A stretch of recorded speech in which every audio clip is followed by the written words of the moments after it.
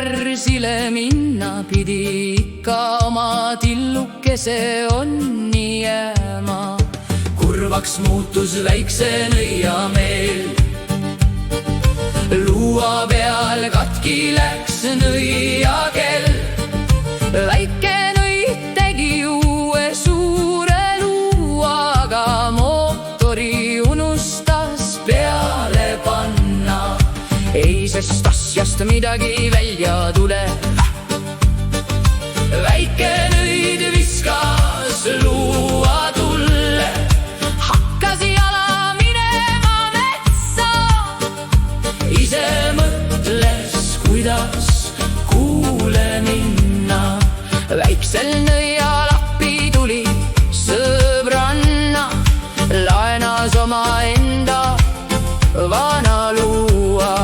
Väiksel nõial hea tuju kohe tuli, kuul käimine nagu naksti. Kui siis väike nõid tagasi jõudis, sõbranna kohe küsis, kuhu luua jättis.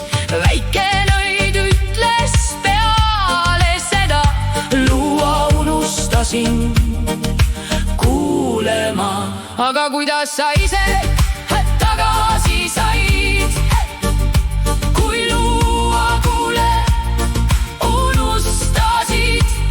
Väike nõid vastas, tulin trammiga. Tramm ju kuule ei sõida pikk maa. Väike nõid kurjaks muutus varsti, sõbranna nõia kodus segadus tegi. Väike nõid peab hakkama koristama, mis siis ikka tuleb luule käsk anda. Maja koristatud nõial siis sai luud